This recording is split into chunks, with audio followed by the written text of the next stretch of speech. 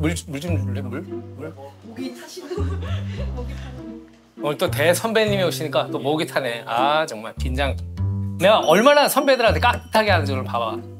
오늘은 1947 보스턴의 강재기 감독님, 김상호 배우님 두 분이 오시죠. 강재기 감독님이야말로 진짜 황영화 오늘날 산업화된데 이분이 없었으면 오늘날이 없었던 정도의 그 감독님이시니까 김상호 씨는 전에 이제 라디오에서 그때 한번 뵀지. 이거 안주를 시켜야지. 항정살. 아이고 배고파. 안녕하세요. 안녕하세요. 안녕하세요. 근데 오랜만에 충성! 충성. 충성!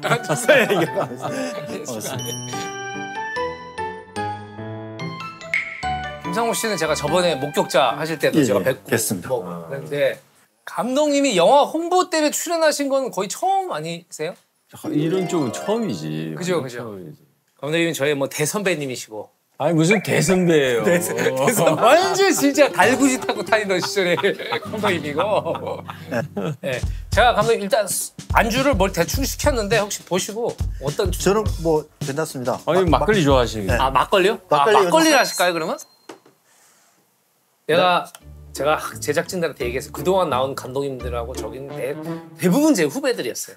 내가 선배한테 얼마나 깍듯한지 보여주겠다는 거예요. 전하. 아 감사합니다. 네. 아이고. 감사합니다. 이거 제가 이 바트게 앉으면은 이게 가리지가 않는데 괜찮나요?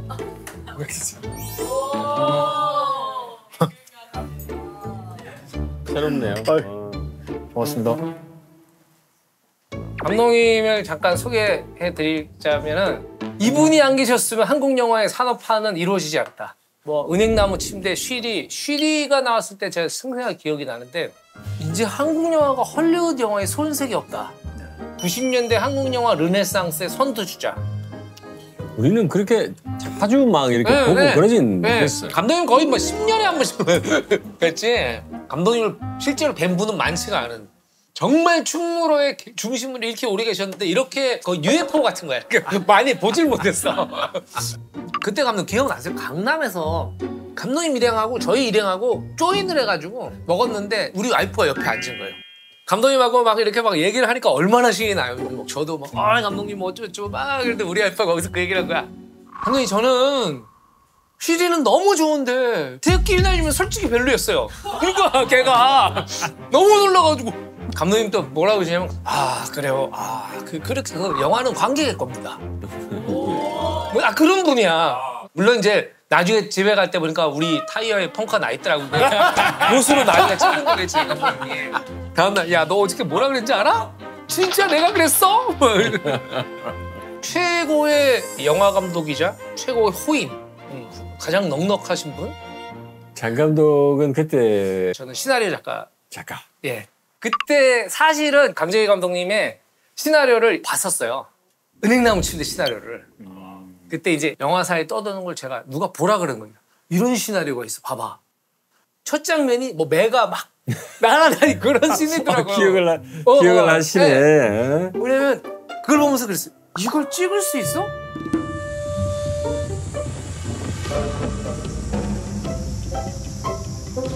물론 이제 지금 보면 정확하죠. 많이죠. 젊은이 여러분 지금의 기준으로 그때 영화를 보시면 안 돼요. 그때는 엄청난 혁명적인 거였어. 그렇게 하고 뒤에 보니까 더 가관이야. 이거는 영화로 만들 수가 없는. 와 이렇게 할 수 있구나. CG가 없었어. 한국 영화의 CG라는 게 굉장히 조악한 수준의 CG. 그렇죠. 그때 첫 번째 거의 CG 영화가 구미호. 두 번째 영화가 은행나무 침대. 네. 그전에는 CG 회사가 아주 영세하게 조금 있었는데 영화사에서 최초로 CG 팀을 뽑아갖고 제가 김상호 씨는 그렇게 우리가 밖에서 뵌 적은 많이 없었습니다. 제가 제일 궁금한 건 어떻게 배우가 되셨는지. 저기 간단합니다. 그냥 어릴 때 경주에 살다가 이 세상에 살다간 흔적은 남겨야 되지 않을까. 돈도 많이 벌고 이름 남기고 싶은 직업 하다 보니까 그냥 매치가 돼서 되게 가난했거든요. 대학로 딱 갔는데 5월쯤 된. 그 대학로 진짜. 그 넓은 거리 플라타스 나무가 파란 게 쫙 있는 거예요. 내가 여기 살아야 될 곳이구나 그런 두근두근한 거 있잖아요. 그렇지. 그때 이제 시작됐죠. 연기라는 게. 월세도 거기 보증금을 내잖아요. 네. 그 보증금을 이제 다 까먹을 정도로 월세를 달달이 못 내니까 야 내가 정말 이렇게 열심히 살았으면은 누구도 저보고 연극을 하라고 말하지 않았는데 제가 시작을 했고 했는데도 불구하고 배신감이 느껴져요. 연극에 대한. 짝사랑한 거지, 짝사랑. 그래서 그만뒀죠. 아이고 됐다 안 할란다 그만두고 원주 가서 라면 장사를 했죠. 그 라면집을 했는데 뚝배기를 너무 큰 걸 골랐어. 요만한 것도 있더만. 근데 이만한 걸 골랐는 거야. 해물라면 같은 경우는 라면 하나 넣고 대하 큰 거 2마리 넣고 미더덕 조개 한 서너 개 넣고 완전히 프리미엄 라면. 고래에서 2,000원 받았어. 그거 저 공깃밥 공짜로 주고. 그거 엄청 바빴는데 안 남더라고. 그래서 남을 줄 리가 없잖아요. 그렇게. 그러네. 그래서 집사람한테 이제 열심히 하셨네. 저는 뭘 하면 되게 열심히 해요. 열심히 하는 척에도 보이고. 매체는 언제 왔어요? TV나 영화 이런. 그렇게 쭉 가다가 인류 최초의 키스라는 걸 하는데 몇 년 뒤에 네. 그게 또 영화로 치면 천만 터져버린 영화. 영국에서. 예. 이게 영화 연출가 감독님들이 연출부들 대학으로 대거 보냈잖아요. 예. 배우들 찾아라 그래서 그때 본 게 범죄의 제후선. 최동현 감독. 야. 그럼 그게 데뷔작이세요? 예예예. 어머. 상업영. 처음 보는 사람인데 너무 날것에 캐릭터가 들어가 있는 거야. 이거 수염이 3mm, 머리가 9mm인가? 아, 그걸 맞춰가지고 계속 씬을 연결해야 되니까. 제가 영화 처음에 반대가 많았대요. 그랬겠지. 거기서 이제 신양영하고 쭉쭉쭉 있는데 김상호가 그쪽도 들어가니까 이 사람 누구냐 좀 반대를 했나 봐요. 그 최동 감독님이 그럼에도 불구하고 이제 난 저 사람 마음에 듭니다라고 해가지고 밀어붙였거든. 근데 이제 그 사람이 연출부한테 특명을 내렸대요. 김상호 씨가 현장에서 붕 떠 있지 않게 너네들 신경 좀 써라라고. 그래서 제가 연출부가 되게 한가한 사람들이구나. 내가 한가했으면 이사하고 뭐 계속 하니까 한가하구나 싶은데 그때 그러더라고요. 아, 그다음부터는 엄청 캐스팅이 많이 됐어. 됐죠.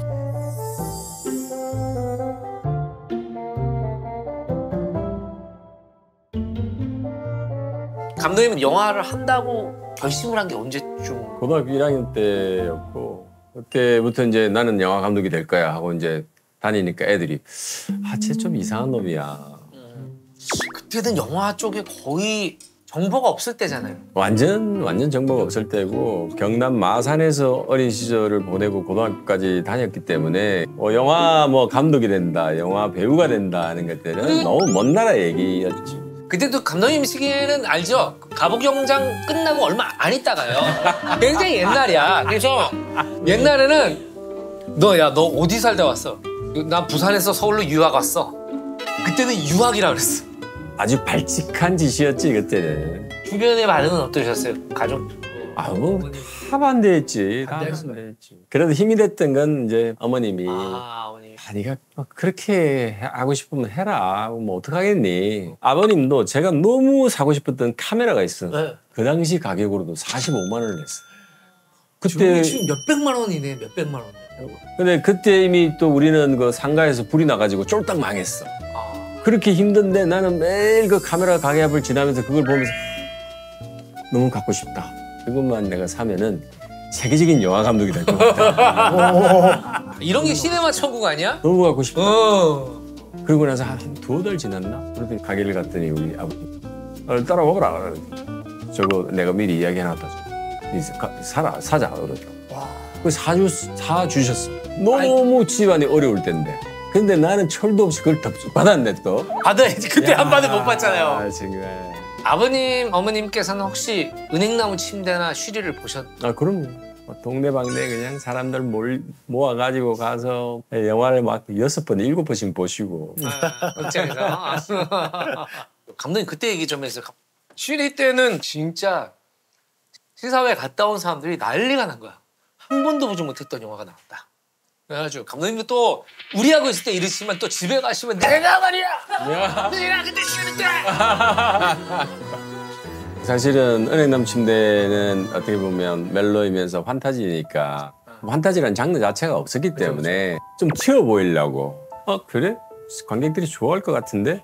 그렇게 해서 한번 저질러 본 거고 근데 저 양반이 갑자기 무슨 뭐 스파이 액션 같은 걸 찍는다고 하니까 좀 그때는 제 자신이 다양한 장르 영화를 하고 싶었고 장르마다 제 스스로를 한번 테스트해보고 싶은 거야. 과연 무엇이 제일 나하고 잘 맞지? 내 돈 아니니까 그냥 막. 그래서 이제 스파이 액션을 하려고 할 때도 특히 이제 이게 남북 문제죠. 네. 그럼 그때는 뭐 북한 나오는 영화는 절대 안 된다. 절대 안 된다. 그리고 그때 당시에 우리한테 북한 인민군은 어떤 존재냐면 이거였어요. 그러니까 되게 못된 악마들 막 이런 이미지여가지고 저쪽에 남파 공작원과 이쪽에 국정원 요원이 사랑을 한다는 발상 자체가 있을 수가 없는 얘기지. 맞아요. 굉장히 어떻게 보면은 좀 비현실적이다.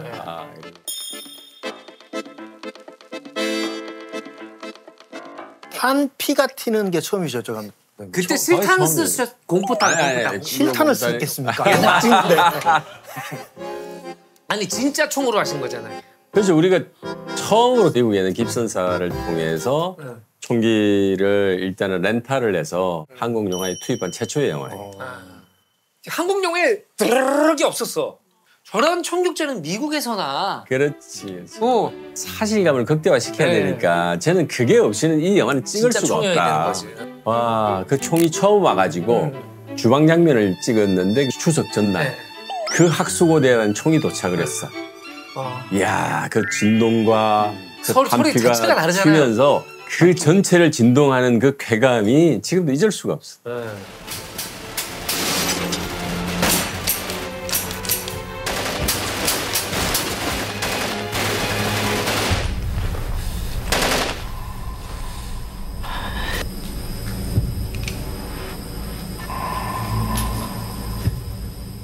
이 쉬리를 보고 나니까 다른 한국 영화들이 그러니까 관객들이 눈에 안 차는 거야 그때부터. 그리고 완성도하고 뭐 소품, 미술부터 시작해서 액션 이런 것들 자체가 그때 그래가지고 어떤 기자분들이 그렇게 평가했어요. 한국 영화는 쉬리 이전과 이후로는 아니다. 완전히 영화의 퀄리티 자체가 달라져가지고 산업화 되는데 이 영화가 없었으면 안 되는. 진짜 운이 좋았던 거예요. 헐리우드 컴플렉스 좀 벗어나보자. 그렇지, 그렇지. 계속 도전을 했는데 그게 정말 럭키하게도 그 도전이 다 성공적으로 끝이 났던 거죠. 다음 작품이 또 태극기 휘날리며가 터집니다. 이게 드디어 1000만을 넘어버리는데 그거는 제작비가 쉬리보다 훨씬 더 또 추가. 근데 그 당시에 136억이었어요 제작비가. 정말로 단 1원도 마이너싱이 안 돼. 그 전작이 제가 쉬리인데. 그때는 평균 상업영화 제작비가 어느 정도 됐을 때요? 그때 보통 20억에서 30억. 그런데 그때에도 그 블록버스터급 큰 영화들이 뭐 80억, 100억 가까이 됐던 영화들이 몇 편 있었어요. 그런데 이제 그런 영화들이 대부분 실패했어. 그러다 보니까 그러니까 지금 감독님 얘기는 나 빼고는 다 안 됐다. 아니 이제 이게 야 이게 큰 영화들은 이게 이제 안 되는구나. 그때는 대작 하나가 망하면 한국 영화계가 완전히 얼어붙을 때야. 하나 망하면은. 저도 그래서 몇 번이나 그랬어요. 대작이 하나 들어갔는데 그리고 난 내 영화 아니니까 뭐 망해도 상관없지 않은데 그것 때문에 내게 투자하기로 했던 게 중단이 되는 거예요. 그 물독이 저한테 떨어지고 막 이렇게 얼굴도 먼저 거기 사람들도. 그러니까 얼마나 부담스럽겠어요. 그 막 전체 영화계가. 이 영화는 반드시 찍어야 되는 일이기 때문에 일단은 돈을 좀 끌어모아보자. 그래서 그때는 제가 뭐 이것저것 했었어요. 쉬리에서 번 돈으로 뭐 극장도 하고 뭐 다 하니까 한 65억 정도 모이더라고요. 자, 지금 무조건 촬영 들어가고 요 돈으로 겨울 분량만 끝내자 일단. 그래서 찍었지. 그래서 이제 트레일러를 만들어가지고 칸느 영화제 마켓에 던진 거예요. 칸느 영화제 마켓에서 사람들이 비주얼을 본 거지. 그동안에 봤던 그런 전쟁 영화하고는 다른데? 그렇게 돼서 해외 바이어들도 뭐 수입하겠다 막 이러면서 이제 돈 문제가 다 해결된 거죠. 그리고 감독님이 강우석 감독님하고 오래전부터 같이 영화를 하셨잖아요. 그런데 이 두 분이 실미도와 태극기 날리며로 같은 해에 딱 등장을 한 거야. 강우석 감독님이 이 영화는 1000만이야. 그 얘기를 하는 거야. 그래서 내가 야 어떡하냐 감독님이 감을 잃었어 감을.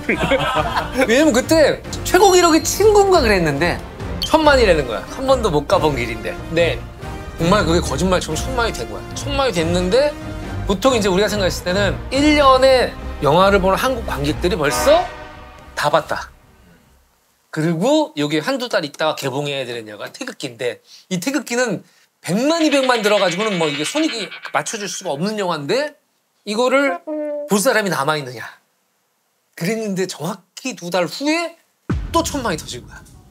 아, 그때 진짜 대단했어요. 그리고 감독님 앞에 친미도가 터지는 걸 보면서 어떤 생각을 하셨어요?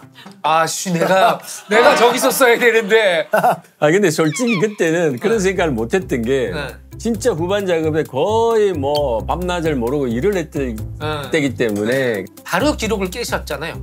태극기 기록을 깬 게 뭐였습니까? 그 이후로 딴 감독들 영화 중에? 뭐였지? 아, 난 기억하실 줄 알았는데. 왜냐면 속으로 그런 생각을 할 수 있거든. 되지 마라.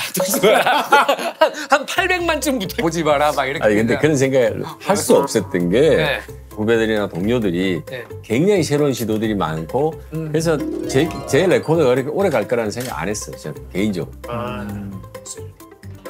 처음으로 상 받은 게 즐거운 인생이었습니다. 청년 조연상. 즐거운 인생이 이준익 감독님. 이준익 감독님. 아, 이준익 감독님. 이게 이렇게 앉아 있는데 즐거운 인생 김상호 하는데 이상한 하늘에서 무슨 소리가 들리는 것처럼 하늘에 공기가 와서 내를 이렇게 세워요. 그래서 궁뎅이 툭 치면서 나오지 이렇게.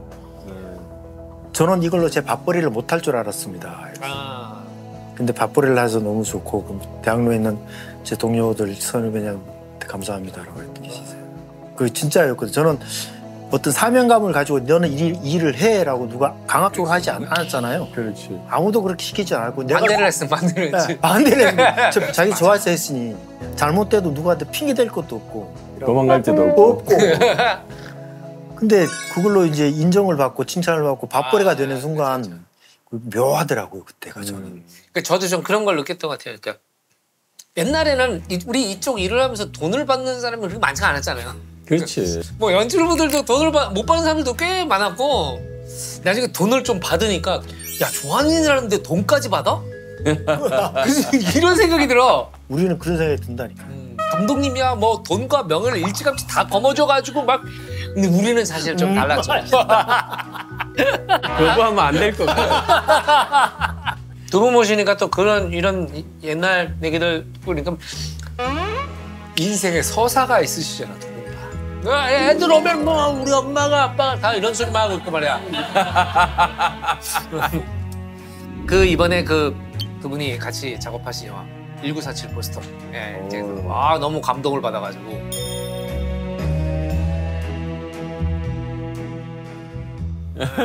아니 근데 저도 얘기를 송기정, 남승용 그분들 서윤복 이런 선수들 이름은 기억하는데 그런 사연이 있는지 몰랐어요. 기본적인 전체적인 플롯 자체는 다 실화죠.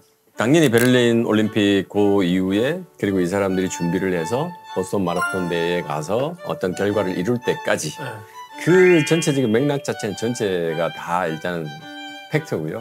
하정우 씨 작품 많이 보지만 근데 그 역할이 너무 잘 어울리더라고요. 진짜 얼핏 보니까 제 머릿속에 남아있는 송기정 선수랑 닮은 것 같기도 하고. 많이 닮았어. 그죠? 네. 네, 닮았어.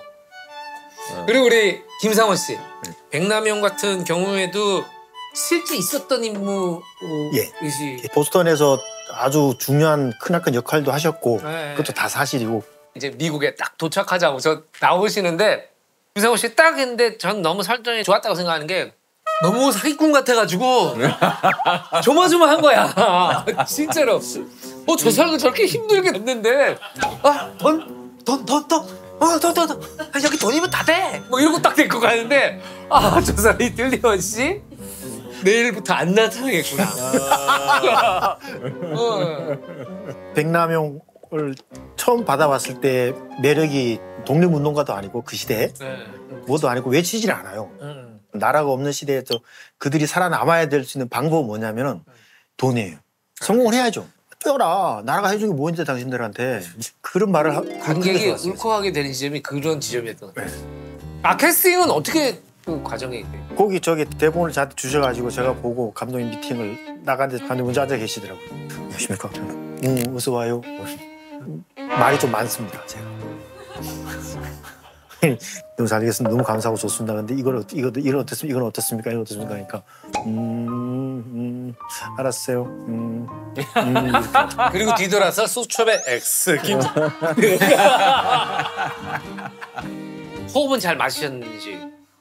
공통점이 있습니다. 좋은 감독님들이랑 할 때 공통점은 배우가 120% 신나게 만들어주는 감독님들이 좋은 감독님. 100%만 해놓으면 배우들은 또 집에 갈 때 좀 아쉽거든요. 그치.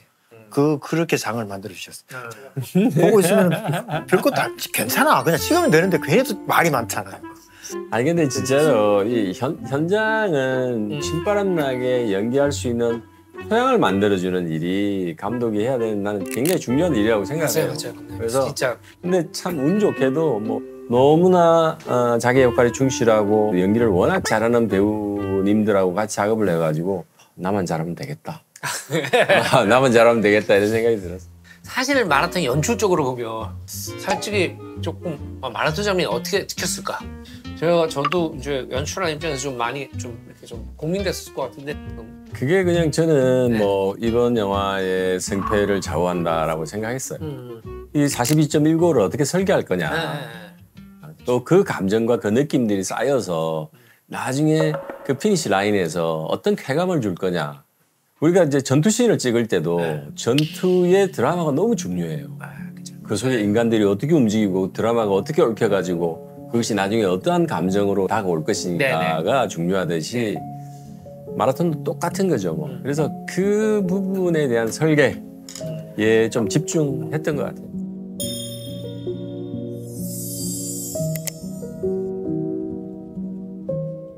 진짜 시환이가 너무 잘 달리는 거예요. 진짜로 달리는 폼이. 저도 남자가 달리는 모습이 그렇게 멋있는 거는 네. 그리고 반했어. 저 당시에 사람들은 저런 표정으로 달렸었겠다. 약간 그걸 엿보는 느낌이었어요. 바로 앞에서 지켜보는 느낌이 들어가지고 좀 저도 그런 게 왔던 것 같고. 네. 아무튼 또 꼰대 두 분 모시고 너무 좋은데. 그러면 이제 서서 이거는 이제 여기 이제 요즘 MZ들이 이야기하는 그들만의 영화 용어가 이 안에 있는 거예요. 한 분씩 뽑으셔가지고 이 용어가 과연 뭔지를 맞춰. 나는 진짜 이게 취약한데. 그럼 하나 감독님 누가 봐도 감독님 제일 취약해 보여요. 맞추면 뭐 줘요? 맞추면 또 있습니다. 아 있어요? 네. 아 있어. 보통 거의 없는데. 감독님 하나 뽑아주시면. 감독님부터 먼저. 야 이게 혐관인데요. 혐관. 이게 뭐 상상이 안 되는데 이걸. 혐관? 예시가 써 있거든요. 이번 영화 1947 보스턴 하정우랑 임시완 혐관 맛집이네. 관은 알겠어요. 뭔데? 관람. 관람일 확률이 관람. 많겠네. 관람이 근데 많은 것 같아. 현이 만약에 현이었다면 현장 관람 대단하다 싶은데 앞에 혐이라 오탄가? 아니야. 근데 우리가 보통 혐이 들어가 있으면은 뭐 안 약간 좋은 거지. 혐오. 그렇지. 약간 이런 거잖아요. 이번 영화 1947 보스턴 하정우랑 임시완 혐오적인 관람 맛집이네. 이걸 일은 없잖아요 여기서. 그러니까 나 혹시 그럴까봐 내가 지금 얘기를 못 하고 있는데.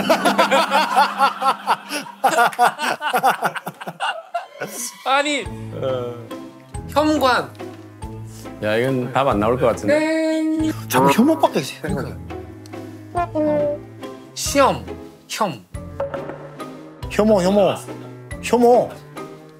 혐오 관람 말이 되냐?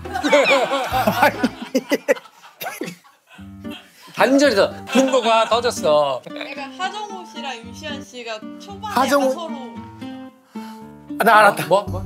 혐오 관계? 정답. 그거야? 혐오 관계가 맞아? 두 분이 좀 싫어하는데 근데 왠지 자꾸 끌리는 그런 관계를 둔 캐릭터를 혐오 관계. 잘한다. 네, 이건 뭐예요? 덩케. 덩케? 덩케 이건 쉬워. 뭐야? 이건 알겠어. 덩케는 덩케르크 할 때 덩케 아니야. 밑에 예시가 뭐예요? 이번 영화 주인공 커플 덩케 대박이다. 이거 쉽잖아. 그죠? 덩어리 케미? 그러니까 됐어. 덩어리 케미를 이렇게 뭉치는 케미가 좋다. 비슷한데. 네. 다른 덩 있는데. 덩치 케미? 정답. 와, 좀 저기 있네. 살아 있어. 살아있어요. MG, 야, MG랑 하 MG. 맞으시네. 이게 약간 덩치가 한 분은 크시고 한 분은 작고 이게 케미가 좋다. 아 그게 덩케. 덩케구나. 또 하나 저 한번 볼까요? 재밌네. 떠주. 이런 말이 또 어디가 있어? 떼주물. 되지. 떼주물? 떼주물. 예시가 뭐라고 해야 되나? 내 배우 떼주물 보고 싶다. 떼주물. 이거 왠지 맞추실 수 있을 것 같아요. 감독님이요? 네. 어. 강재규 감독님도 이런 걸 또 떼샷 이런 건가? 자기 배우들은 떼샷에서 벗어나는 걸 팬들이 좋아하잖아요. 떼... 아 알았어. 알았어. 미치겠다. 또 알았어. 신동 아니야, 신동? 아 제가 집에서 줄임말을 그냥 막 써요. 그리고 토크 마라톤이잖아. 아 또 오늘 토마 좋다 이러면 저는 알겠어요. 뭔데? 아니 그 때가 뭐 그룹이라는 때인가? 그래서 살짝 힌트를 줘야 돼 그거 하나. 안 그러면 너무 어려워. 비슷해요? 오케이. 그러니까 내 배우 그룹으로 주인공인 물? 주인공 물. 그러니까 뭐 범죄물. 그렇지. 무슨 물, 주인공 무슨 물 그렇게 하잖아요. 그런 거 아닌가 이거? 뭐 억지로 맞췄네 억지로. 아 진짜. 그래도 감독님 맞추셨어요. 그래서 제가 하나 더 문제를 드리면 감독님 안 해요? 네? 감독님 안 해요? 사회자잖아요. 저는 이제 약간 유재석 같은 미안해서. 근데 이번이 마지막 30초짜리 문제예요. 근데 대역전극이 펼쳐질 수 있습니다. 짠. 취캐팅. 아 이거 나도 알겠다. 아야 취캐팅하라고 새벽 1시부터 있었다고? 술 취한 거 아닌가 이거? 취향 뭐 캐팅은 뭔지 알겠어. 그지? 티켓팅. 예. 취캐팅을 하려고 새벽 1시에 일어났다는 거는 빨리 클릭을 해야 된다는 얘기잖아. 숙취. 취향. 취미. 지미. 눈 흔들렸어 봐서. 아니야. 아 지미도 아니구나. 취미도 아니야? 저는 진짜 감독님 뭐라도 하셨으면 좋겠어요. 왜 하나도 왜 못해? 아 나는 지금 내가 스탑 됐어. 뭐 지준생의 취자인가? 아니에요. 아니래. 아니야. 취소. 또 맞죠. 취소 티켓팅. 맞죠? 와. 새벽 1시에 일어날 이유가 취소된 거 찾으려고. 자리가 없어갖고. 그러니까. 그렇지. 상원 씨 대단한데. 네. 어떻게 저래 잘하기 쉽지? MG는 나이가 아니라 마음이에요, 마음. 그치, MG야. 3대1. 자, 그러면 이번 대회 우승자는 김상호 씨로 결정됐습니다. 축하드립니다. 이게는 뭐 게임이 안 된다. 이게 게임이 안 돼. 한번 개봉을. 야, 뭐 엄청 들었구나. 그 무대 인사 때. 무대 인사 때 이걸 쓰고 가라시라고? 이거 그래. 멀티도 있어 이거. 야, 이거 멋있다. 이 영화가 희망이 되고 용기가 될 수 있는 그런 작품이 되었으면 좋겠습니다. 그 진심이 잘 통하지 않을까. 여러분들 극장에서 보시면은 그 울림이 훨씬 더 크게 느껴질 수 있을 것 같습니다. 지금까지 1947 보스턴이었습니다. 감사합니다. 아유, 감독님 수고하셨습니다. 수고했어요. 수고하셨습니다.